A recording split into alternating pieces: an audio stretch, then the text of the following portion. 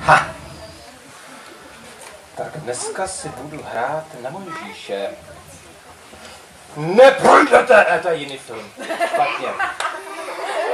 Rozdělej se, Rudé moře. Zase se mi to povedlo. Čau, děcka, co vy tady? No já tady bydlím. Já tady jsem to. Já vám to musím povědět. Jako já se jmenuju Samuel, jo. Teda mamka mě říkala Šmuele, jo. A to zní blbě, že jo. Tak prostě tak taťka řekl, budeš Samuel. A ono se to stalo tak, jako abyste to chápali, jako jo. Moje maminka nemohla mít děti. A ona mě říkala, teda, ona mi to tak jako pak povídala, že pak jsem se narodil já, jako jo, ale to bylo tak, že oni vždycky každý rok šli na tohleto místo, tomu se tady říkalo takový stánek, kde prý bydlí nějaký pán Bůh, jo, jako jo, a oni se tam vždycky jako modlili, jo, a mamka vždycky úplně brečela, úplně Pane Bože, já nemůžu mít děti! Prosím tě, mohl bys něco udělat? A tak to dělala tolik let a prostě, a nic. Furt žádné dítě.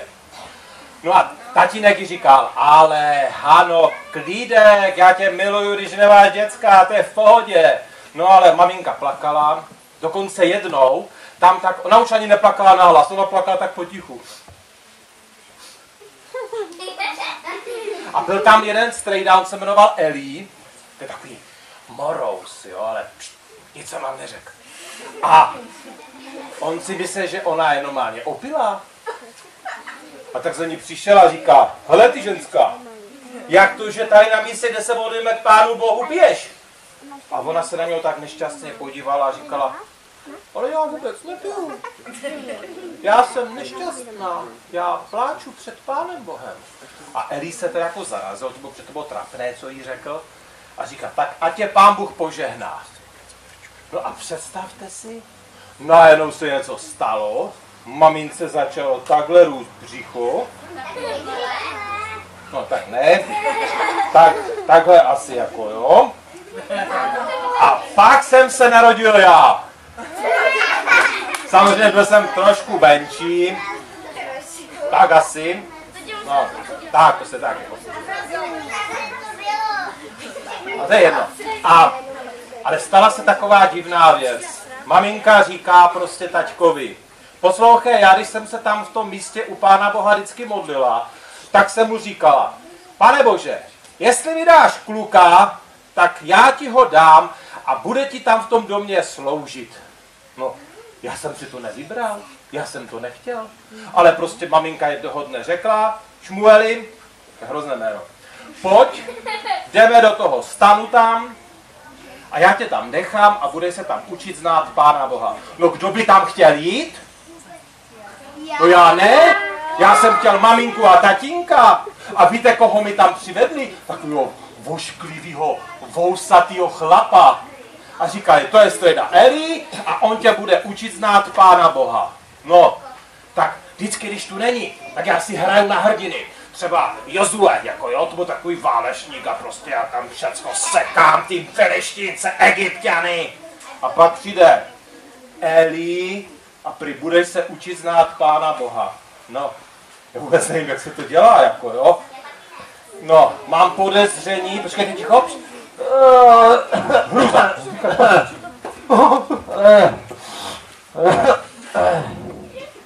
Samueli, kde jsi? Tady! Samueli! Kde mám hůl? Ty máš můj hůl! Samueli, dej mi tu hůl. Netvař se, že ji nemáš. Že jsi zase vyhrál na Mojžíše a na rozdělování moře, co? No, podej mi. No, nehrál. Je, vy jste jo kamarádi, že jsi hrál zase story.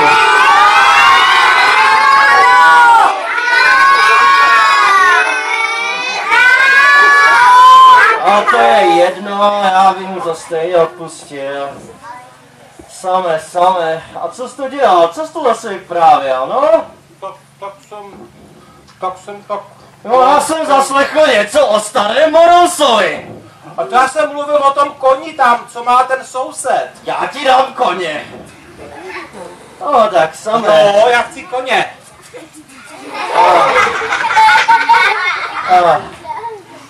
Koně nemám, ale jsem rád, že mi tady pomáháš. Tady v tom stanu, no pomoz mi vstát aspoň, ty jsi mladý, máš aspoň 2 metry. Hej, Rob, no tak, hej, Rob, ty tvoje srandičky mě jedno zabijou. Tak, samé, když už tady máš kamarády, vysvětlil jsi jim aspoň, proč se tady v tom stánku božím modlíme k Bohu? Ne, No. je to tady spadlo. To jsou ty tvoje přívěšky. To je ta moderní doba. Furt nějaký ty destičky, že jo, kamenný. Jako by ti nestačil papyrus. No dobrý. Tak mi teda něco řekni. Vyzkoušíme si tě. Proč tu jsme v tom stánku, no? Proč tě sem rodiče poslali, abys to dělal, co? Protože mě nemají rádi? Ale to není pravda samé, mají tě rádi. Aha. Tak to zkusíme jinak. Ty máš nějakou otázku na mě. A stále, když s tebou mluvím samé. Kosti máš mladší než já, no? Máš nějakou, to se chce čurat? Ne, já tak jako pokorně stojím. Uvolni se, tak hezky, tak, vidíš, že to jde. Tak nějakou otázku, ty máš na mě. No, strejdo, já jsem se chtěl zeptat, ty tady... No, pokračuj. Nebochej mě! Ty máš ruce jak lopaty. Já jsem se chtěl zeptat, ty furt říkáš, že můžeme mít vztah s Pánem Bohem a já nevím, jak se to dělá, když ho nevidím. No tak to nevidíš, Pána Boha, to máš pravdu. No ti to říkám, no. Ale co tady v tom stánku děláme? No, modlíme se k němu. Tady se modlíme, takové ty modlitbičky. Já ti dám modlitbičky, Zpíváme normálně si mluvíme. Ty písničky. No zpíváme, že jo, zpíváme Pánu Bohu. No, kamarádi to ví. Tak. Ale nevidíme ho. No tak, vidíš vítr? Vidíš vítr samé? Ano. Kdy jsi viděl vítr? Řekni. No vždycky jak ty větve tak dělají, ty palmy takhle. No a samotný vítr. Už jsi někdy viděl? No viděl jsem koně, ten se jmenoval Vítr. Samé. Tak ne, strejdo Eli, já jsem prostě vítr neviděl, no. No, člověk vidí ty větve, jak se hýbají, ten prach, co se unáší. Ale vítr člověk nevidí, že? To ne, no. Stejně tak je to s Pánem Bohem. Taky ho nemůžeme vidět, ale vidíme to, co dělá. To, co dělá v mém životě, v tvojem životě i v životě tvých kamarádů. A já nevím, jestli v mém životě něco dělá. No to uvidíš. Aha. Pán Bůh může totiž do lidského života dokonce mluvit. Někdy se ti třeba může stát, že k tobě Bůh i promluví samé. Ke mně? No to víš, že jo. A proč by to dělal? Protože tě mám rád. Teď já jsem taky Šmuel. No, jsi někdy samík, popleta, ale já v tobě vidím i něco dobrého. No nic, víš co, běž si lehnout, hezky si ustel. Tak, já vím, že ta postel je trochu tvrdá, ale ty to zvládneš. No není jako u maminky. Tak nestěžuj si pořád, já spím úplně na stejný. No právě. Tady v tom stanu není moc pohody, to je pravda, ale máme tady zase možnost být přímo s Bohem. No, to by si to říká. Ty prý ho slyšíš, to jsem ho ještě nikdy neslyšel. Ale víš, že Pán Bůh chce mluvit do srdce každého člověka, no. Můžeš nad tím přemýšlet, až budeš spát. Jo. Já už musím taky si jít lehnout. Tak dobrou noc samé. Dobro, zase z té postele spadnu a budu mít boule. To jsou nápady, tyjo, tady taková postel, to vymyslel za tohle, to. Snad se nebude zdát tomu Ježíšovi. A nebo tomu božklivém Eli, pousatým. Samueli!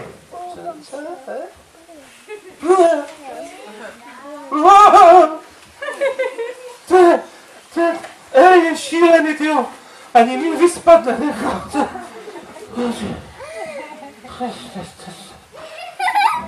Strejdo, hej, co chceš? Počkej, co je samé? A proč mě voláš? Já jsem tě nevolal. To se ti něco zdálo. To jsou blbesny. Běž už si lehnout. Jsem dal v pyžamu. Běž spát. To je asi z těch fazolí, co jsem jedl. Koukaj mi něco.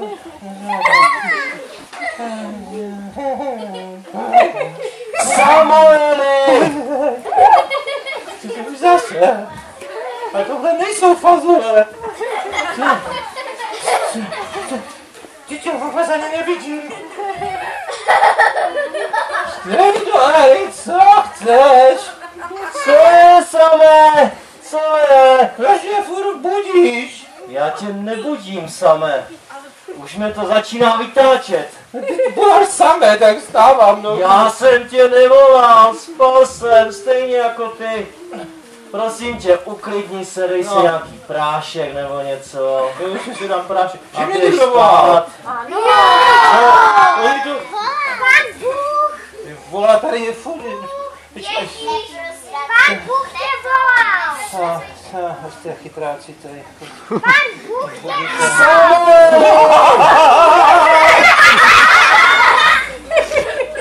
Já se začínám bát. Já mám strach tam zabloukat. Strejdo! Co je zase? Já jsem to zase slyšel. Oni to taky slyšeli. Vy jste to taky slyšeli? Počká, slyšeli jste to taky? A ono mě to volalo. Já ti dám ono, to byl Pán Bůh. Bůh tobě mluvil v noci. Ke mně? Ano. To nebyla pizza? Já když se dobře jako najím a mám hodně picí v kupíčku, tak se mi zdají hrozné věci, Strejdo Eli. Jako řekl jsem ti už mockrát, aby ses nepřejídal, to je pravda. No. A ty ne a ne, že? No to nevadí. Ale A co mám dělat? Co se bude tam? ty spíš v božím domě, tak máš čekat na to, že k tobě Bůh promluví, Samueli. To jsi mi neřekl. Už jsem to říkal Že mi to mockrát. neřekl. Já ti to opakuju teď a znova. Poslouchej, No, když si lehnout to si lehnu. a jestli k tobě ten hlas znovu promluví, Tak uteču. Samueli. Jestli uslyšíš ten hlas, jak tě Bůh Uteču k tobě volá, pod peřinu. ale tebe tam vůbec nechci, že bych se tam nevešel. Ne. Hezky si sedneš, klekneš nebo stoupneš a řekneš, Pane Bože, tady jsem, mluv ke mně. Není to nic složitého, To je že? všecko? Jasně, a teď už prosím tě běž spát. No teď už asi neusnu. Tyjo. Takže já spát to bude rána.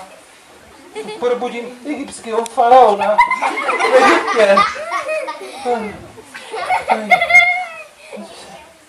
Abych usnul takhle tady. Samueli. Co to říká ten Strejda Eli? Co mám říct?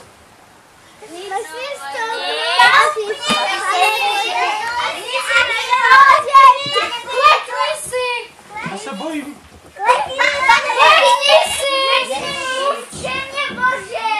Aha. Ano, to mluvilo. Pane Bože, tady je Šmuel. Jsi to ty? Ano, Samueli. Samueli, neboj se, že to jsem já, tvůj Bůh. No a já tě nevidím. Ale to vůbec nevadí. I tak k tobě můžu mluvit. A kde jsi? Jsem všude tam, kde mě potřebuješ. A všude tam, kde mi uděláš místo. A co mám teďka dělat? No teď mě můžeš položit otázky, na které ty se chceš zeptat. A já si třeba taky na něco zeptám. Stejně tak, jako mluví spolu dva dobří přátelé. A můžu si sednout, mě už bolí nohy.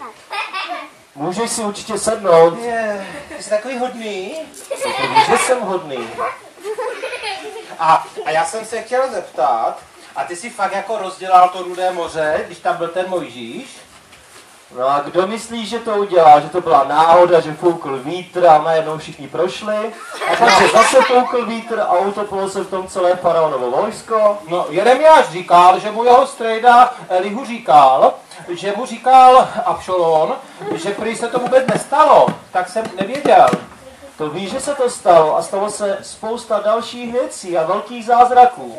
Aha, to je hrozně divný, já si s tebou povídám. Ale to není přece vůbec divné. No, já jsem nevěděl, že si tak jako s tebou můžu povídat. Ale tak ty jsi mé dítě, mé stvoření, někdo, koho mám rád. A mě tak s máš tebou chci rád? mluvit. A mohl by si být třeba můj tatínek? Já totiž jsem tady bez tatínka a bez maminky. To víš, že jsem tvůj nebeský otec. A ty jsi můj syn.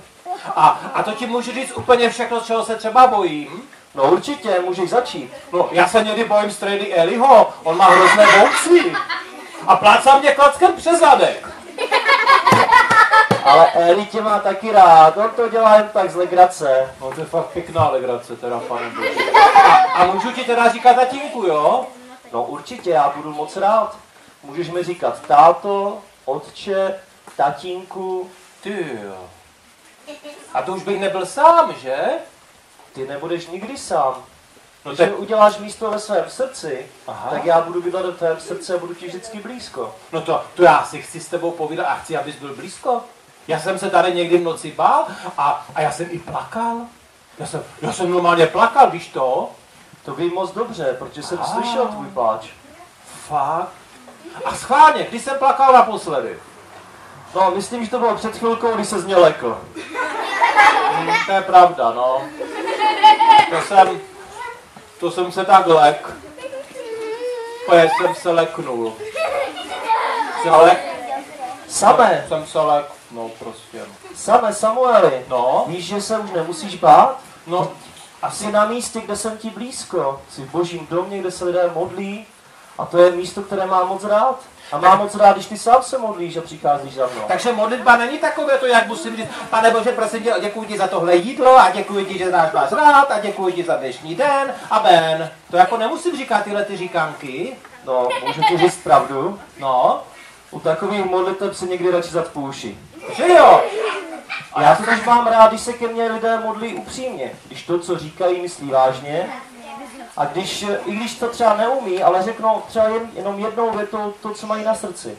A tak, když mě třeba Abukas zlobí a vadí mě to, tak ti to taky můžu říct, jako prostě, že ti řeknu, tati, mě ten Abukas fakt štve, to ti můžu říct takhle? No určitě. Můžeš mi to říct? Jo, to je hustý. To jsem nevěděl, dneska to je dobrý, ne? Pánu Bohu můžeme říct úplně, a i oni ti to mohou říct? No každý člověk ke mně může mluvit a říct, co má na srdci. Ale mám jednu podmínku. No? Víš jakou? To nevím. Mám podmínku, že i vy budete naslouchat mě, když k vám budu mluvit. No a ty vždycky jako mluvíš takhle, že tě slyším jako nahlas, nebo mluvíš i jinak? Ne, nahlas mluvím jenom výjimečně. Většinou mluvím do tvé mysli, do tvého srdce. Jo, tady uvnitř. Jo, to jsou takové ty myšlenky, jak mě říkali, proč to děláš? No, A nebo ano. takový ten pocit, jak jsem ukradl tady Elimu, ty datle jsem mu ukradl. Víš, já jsem je ukradl. Mě to je líto. No to já vím, já si to moc dobře pamatuju. Že, to je trapné, já jsem kradl starýmu Elimu datle a on je pak nemohl najít. A je ti to líto, samé? No, já jsem se pak strašně styděl, ale bál jsem se mu to říct, aby mě tou hodlí zase nemydlil.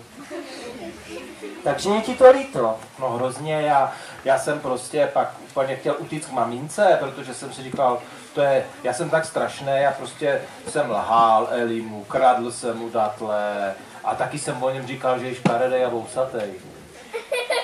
Ale pokud je ti to líto a chceš to změnit a řekneš mi to, tak já ti to moc rád odpustím. A dám ti sílu k tomu, abys to příště nedělal. To je dobrý, že? A to už mě jako pak tady v srdíčku nebude trápit, jo? To víš, že tě to nebude trápit, protože když ti to odpustím, tak na to zapomenu a už ti to nikdy nepřipomenu. To se mně líbí. Takže já si s tebou mohu povídat úplně o všem. Je to tak? Úplně o všem, co máš na srdci. A já zase budu mluvit k tobě. A třeba jak bude ten závod těch velbloudů, tak si s tebou o tom taky můžu povídat? To víš, že jo, mě docela zajímá, komu budeš fandit. No, mně se líbí takový ten velbloud s tím černým pruhem přes levou nohu. No ten je dobrý, ale já bych si radši sadil na toho modrýho. No, já ti radši nebudu napovídat. Modrý velbloud? No, ten teprve přijde, neboj. Aha, a teda, když teda udělám něco špatného, tak ti to taky můžu říct a nemusím se jako stydět. Ano, určitě. A ty mi to jako odpustíš, jo? Všechno, co mi vyznáš, co mi řekneš, že je ti to líto, tak ti odpustím. No to je super. Cokoliv. A můžu s tebou mluvit i v noci, když nemůžu usnout? Můžeš se mnou mluvit v noci, ráno, odpoledne, večer, před jídlem, po jídle, než jdeš do školy, když přijdeš ze školy. Počkej, a to s tebou můžu mluvit i ve škole? No, tak ano, ale ne během vyučování. A jen tak jako potichu. Třeba když nebudu rozumět, tak mohu říct, tati, já tomu vůbec nerozumím. No tak když to bude potichu, tak určitě jo. To já budu také do rukávu, jako víš, takhle jako. Tati, já tomu nerozumím, můžeš mě prosím tě pomoct tomu porozumět? No určitě. Ty jo. Já slyším i to, když šeptáš a někdy dokonce můžu slyšet i tvé myšlenky. To je hrůza. Já mám někdy ale šílené myšlenky. No to vím mnohem líp než ty samé. Jo, takové myšlenky. Počkej, ty znáš moje myšlenky? Já znám celé tvoje srdce. Jej, Dananky. Ale chci ti říct jednu věc, Samueli. Moje myšlenky. Přestože znám tvoje srdce a znám i ty špatné věci a zlé věci, na které myslíš, tak přesto přeze všechno tě miluju. Fakt? Ano. Tak to já chci s tebou kamarádit. No já s tebou ještě mnohem víc. A můžeme kamarádit pořád? Můžeme kamarádit tady na zemi a potom na věky v nebi. Ty jo. Já jsem totiž měl kamaráda, toho Elihu, a on ti přestal se mnou kamarádit. Prostě jako jednou mě řekl, že jsem, však víš, co mě řekl, no. Takové to škaredé slovo mě řekl. Že jsem upelichaná hyena, smrutá a potkan skvrnitý a slimejš rozšláplej a prostě já jsem mu dal do nosu a řekl jsem mi, že je červená okurka a už se prostě nekamarádíme. No. A já jsem byl hrozně smutný, že nemám kamaráda. Já si to pamatuju, no. Byl jsem u toho. Ale to bych mu měl asi odpustit, že mi to řekl. Tak to ano. Já mám... Tak dobře. Tak já ti moc děkuju, že jsi se mnou povídal.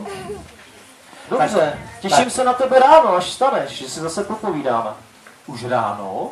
No, jak chceš, já jsem připravený kdykoliv. Takže můžu třeba furt jako, jo? No určitě, já mám pro tebe spoustu času. No tak to je báječné. Tak dívej se, já si tady jako takhle lehnu, jo? Tatínku, slyšíš mě? Slyším tě. Víš, že se mně líbí Rebeka? No vím, ale nejsem si jistý, jestli je vhodná. Ale ona je taková jako poupátka. Jo. A prosím tě, mohl bys mi dát nějaké pěkné sny? No určitě, můžu ti dát sny třeba o nějaké krásné zahradě, nebo o tvých oblíbených velbloudých zápasech. To by bylo fajn. A prosím tě, abych se v noci nebál, jo? Bát se už nemusíš, protože i v noci jsem s tebou. Ty si hodně... A pamatuješ si, jak jsem se před půl rokem počural? Pamatuju, no, to se občas stává lidem. To jak jsem se hrozně lekl, víš, tak jsem to nestihl nazad. A mohl by si udělat, prosím, že se nepočurám? Pokusím se o to. Ty jsi takový hodně tatínek. Jo, já mám tatínka v nebi. Už se nemusím bát, mám si s kým povídat, vždycky mě všechno odpustí Tatínku, tak dobrou noc. Pápa. Samueli, přeju ti dobrou noc. Je. A krásné sny. Jo, to je tak báječný den dneska. Tak.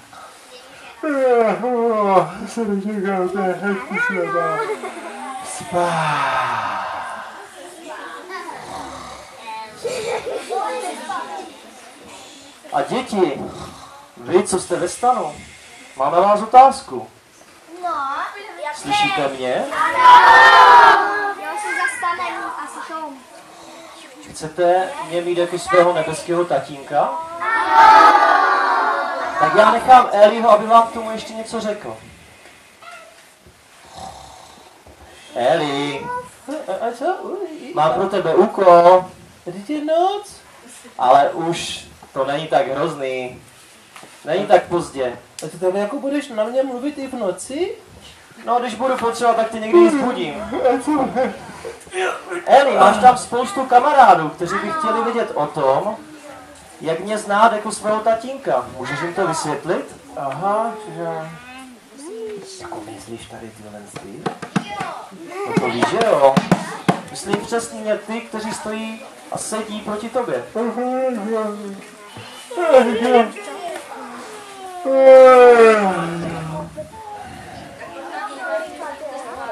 Eli, nespí. Já už je to, teď stávám,